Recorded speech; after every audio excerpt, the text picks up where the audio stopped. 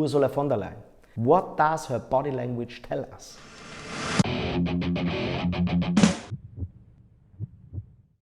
Ursula von der Leyen most of the time has a very upright body posture.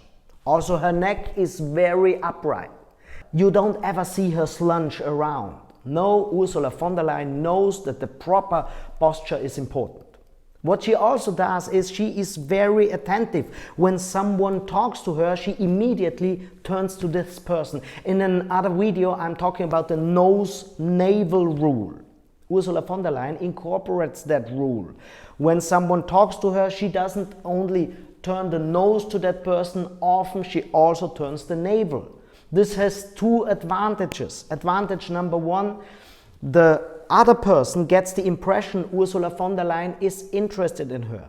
And advantage number two, we as observers also get the impression that Ursula von der Leyen is interested in that person. What she also does is we can see her hands when she's talking. Well, that is not obvious, because often people have their hands in their pockets or have their hands just hanging down. Ursula von der Leyen always has her hands in an, as we call it, active position, like I'm doing it right now. What she also does is she smiles a lot.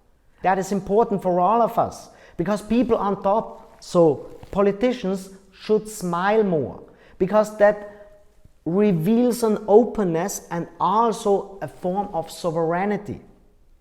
Ursula von der Leyen also works a lot with the eyebrows, but sometimes she makes the error of leaving the eyelashes hanging down. And that gives us the impression that she is not really impressed.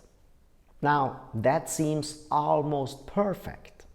The problem is, it is too perfect. Because all of those things you learn in a basic seminar for presentations. Upright position, show your hands, smile, look to the whole audience. Well, it's a basic seminar. And those seminars are always for people who need something to hold on. And that might be the case for Ursula von der Leyen. Because really great spokesmen, really great speakers, they know those basic rules and they know how to use them, but they break those rules. If we see Guy Verhofstadt, when he speaks, he shouts into the audience.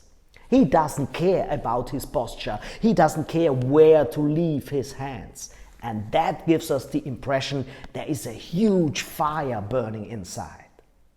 Or if we see Emmanuel Macron, he slouches at the speaker's desk. He doesn't care if the posture is right. And that gives us the impression he stands above all those circumstances. And that is a form of strong sovereignty. Even the showmaster Thomas Gottschalk, he didn't care a lot about those rules. And there's also one thing about rhetorics, and that is Ursula von der Leyen hardly ever uses the arm when you don't find the words. And all in those basic seminars you always hear, don't say arm. One of the most prolific speakers, Barack Obama, he incorporates those arms. Because with those arms he gives us the impression his words, he just found them spontaneously. Of course he reads from his teleprompters. But with an arm, we get the impression, those words are just evolving in his head. And that is what is the problem with Ursula von der Leyen. It's not about the errors she makes. It's about the too many correct things she does. We get the impression there is always a distance. She tries to appear perfect before us. And that means we don't have that a close relationship.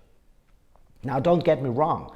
I don't want to criticize her politically or from her abilities. It's just about the appearance. And that is the problem for the European Union.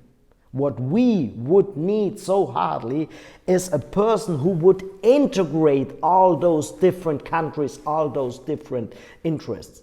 To give you a picture, it would be the case that if this person would visit our country, that we would cheer, that we wanted to be a part of that visit.